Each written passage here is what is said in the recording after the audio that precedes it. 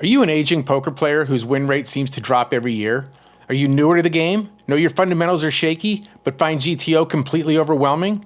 Or maybe you've got a full-time job, a family, and no interest in spending 20 plus hours a week studying poker.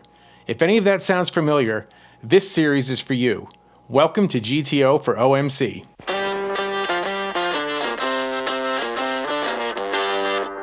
I'm Chris, and I'm bringing you, the viewer, on my journey to learn game theory optimal concepts. Let's incorporate these concepts into our game so that we can crush cash games and run deep in tournaments. Yes, OMC stands for Old Man Coffee, and no, stereotypical OMCs aren't scouring YouTube trying to learn GTO concepts. But OMC is just a hook. This series is for anyone in their 30s, 40s, 50s, and beyond who play tight and passive, avoid risk, and feel left behind by modern poker, yet still want to be competitive without turning poker into a second career. My goal isn't to teach GTO, rather I'm on a journey to simplify GTO concepts for myself, and on the way I want to share with you how we can actually use these concepts at the table. I'll be documenting this journey with episodes concentrating on learned GTO concepts, but throwing in episodes demonstrating tournament and cash game successes and failures, and perhaps a travel vlog or two. Additionally, I will track my bankroll and be 100% transparent with my up-to-date results at the end of each episode. So every year, poker gets tougher, and it's hard to keep up. When you're younger, you don't have time because of careers and kids. When you're older, you think you have time until aging parents, grandkids, and life in general show up. So what happens? We default to our tried and true, tight, passive, risk-averse style, classic OMC poker. When we do win, it's usually for one of three reasons. We're running hot, as the kids say. We're running in God mode. We hit the nuts more often than a baseball in a bumpy infield. Or we're playing early morning games against other OMCs. There are 8 players who woke up at 5:30 in the morning, made their way to McDonald's for their senior coffee, and are now chain drinking black coffee at the lone 1-3 table in the poker room. Finally, we could be in a soft tournament field where tight passive poker might min cash, but never wins. A great example is a seniors tournament, where overall the field is soft, but the players who understand GTO concepts are the ones who run deep. The OMC style might keep you afloat, but it won't make you competitive. So this is my journey. Correction, our journey. I'm not pretending to be a GTO savant. I've tried reading this book multiple times and almost threw it in the fireplace each time. I find myself reading sentences 3, 4, 5 times and still not comprehending what I'm reading. But over the last year, I started learning modern concepts and I've seen real progress. More on my 2025 results in a little bit. This series exists because sharing what I'm learning helps lock it in, and if it helps you too, even better. Let's start with the simplest definition of GTO. GTO is a strategy that makes you harder to exploit. That's it.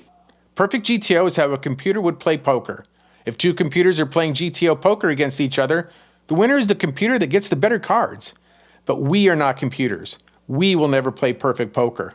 More importantly, our competition will never play perfect poker. But we can steal ideas from GTO that will stop good players from running us over. But you still may be asking yourself, what the hell does this random guy on the interwebs know? And honestly, that would be a great question to ask. Prior to 2025, I had 3 tournament caches on my Handed Mob profile. But during 2025, I started to devote a little more time to modern concepts, and I managed 5 caches for almost 10,000 in winnings. I'm not retiring early based on my 2025 results, but Mrs. OMC likes nice things, and this has certainly helped. But I feel like there's still a lot for me to build upon, and teaching back learned concepts is one of the best ways to solidify the understanding of a topic. So I'm bringing you along for the journey. So let's start this series with a primer on what GTO is and why it is important for us to understand some key concepts. Again, just to reiterate, if you came to this channel looking for someone to teach you GTO, then there are much better YouTubers to help you with that. Wait, one of these ain't right. Punters don't know GTO. I'm making these videos to share with you what I learned, what worked, what didn't, where I screwed up, and God willing, where I succeeded. So there are 3 GTO concepts that matter most for OMCs: frequencies, balance, and ranges. They are all interrelated, but let's talk a little about each one. As this series progresses, the topics will be much more detailed. Let's start with frequencies. Here's the key takeaway for frequencies. If we always do the same thing with the same hand, better players will notice. Poker decisions are rarely black and white. If we always bet our sets the same way, if we always check when we miss, if our bet sizes never change, then we're readable and predictable. Frequencies just mean mixing it up. Sometimes betting, sometimes checking, sometimes using different bet sizes. GTO doesn't mean that we need to relentlessly deal in percentages. We just need to break patterns. Let's look at an example of balance that never would have occurred to me just 6 months ago. You're in the early phases of a multi-table tournament where everyone at the table has approximately 50 big blinds. You look down at Jack of Clubs, 10 of Spades on the button, and you're facing a raise from the cutoff. My instinct in the past would be to fold and look for a better spot than offsuit Jack 10, but GTO says that you have options here. If you told me that it was a 50-50 scenario, then I would have guessed that it was 50% to fold and 50% to call. But the truth is, it's 50% to call and 50% to raise.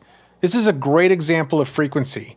As we learn GTO concepts, let's not concentrate on the exact percentages. Let's try and understand why we call sometimes and why we raise sometimes, and then actually do that in practice. Although interrelated, frequencies often get confused with balance. Here's the primary concept that I've learned on balance. If we only play strong hands, we are incredibly easy to exploit, and OMCs are famous for this. They wait for premiums, they bet when they hit, they fold when they miss. That worked 20 years ago. Remember the phrase, tight is right? It does not work now. Balance simply means this. Sometimes we bet with strong hands. Sometimes we bet with hands that need folds to win. Because if we never bluff, good players know exactly where they stand against us. Playing some weaker hands, especially in position, is uncomfortable, but it's necessary if we want to be less predictable. Let's go back to our previous example. GTO may say that you should mix evenly between fold and raise with Jack 10 offsuit, but if you don't actually do it, then you are unbalanced. Let's say that we called from the button, and the flop comes ace of spades, 8 of diamonds, 3 of clubs. The original raiser in the low jack position checks, and we now have options. I can tell you that, until recently, I would have checked back 100% of the time. But this is actually a good time to consider a raise. Actually, about 55% of the time. Think about it. By raising, you are going to get him to fold a good bit of the time. But by calling, you are allowing your opponent to improve his hand. This is a great example of betting hands in which we likely need folds to win. Finally, let's talk about ranges. This is where GTO has helped me the most. A range is just a group of hands you could reasonably have in a situation. Range charts look terrifying. We don't need to memorize them, but we do have to be familiar with the concepts. Red is raise, green is call, and blue is fold. Notice there is no green on this chart. We'll get to that. Now I know that there are a bunch of OMCs out there who would look at this chart and say, a sure path to losing all of my retirement money is to start playing King 9 offsuit or Jack 7 suited.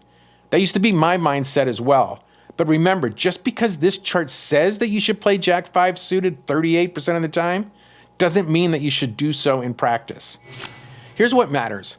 Our position, our stack size, for tournaments, what stage are we in, and who's at the table. Back to our range chart example. Notice that as long as no one has entered the pot, a range chart will never tell us to limp. Daniel Negreanu may say limping is pimping, but let's stick with standard concepts before we start dissecting one of the greatest poker players' advanced concepts. This is an example of how it's important to understand GTO concepts, but you don't need to memorize a range chart to embrace a fundamental tenet of GTO. Limping is one of the most costly habits OMCs have, especially against decent players. Now, when we look at the options that the button has, you'll see that calling is an option, actually 18% of the time. Again, you may have a winning session or even cash a tournament by playing tight, passive poker with a limping strategy, but it is not a long-term successful strategy, especially against today's aggressive players. At the end of the day, we need to realize that charts aren't rules, they're baselines. If players behind you are aggressive, tighten up. If they're passive OMCs, open wider. The goal isn't memorization, it's having a plan. GTO isn't about playing fancy, it's about being less predictable, having a plan on how to play based on the dynamics of the game you're in, and forcing opponents to make tougher decisions. Even small adjustments, opening slightly wider, mixing in bluffs, avoiding limps, can dramatically improve results. So that's the foundation of GTO for OMC. Balance, frequencies, ranges. In future episodes, we'll slow down and focus on one practical change at a time.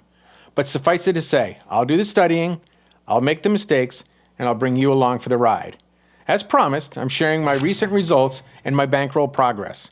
I started with a 2026 bankroll of $5,000. I'm concentrating on smaller buy-ins as I start the year off and saving my bankroll for larger on-site tournaments, such as the WSOP circuit event coming to Cherokee, North Carolina in February. So episode 1 is in the books. In the next episode, we'll talk about the single biggest pre-flop mistake OMCs make and how to fix it immediately. If that sounds useful, hit subscribe. If you found this content helpful, then please give it a like and please leave a comment about what you'd like to see in future episodes. And I'll see you in the next one.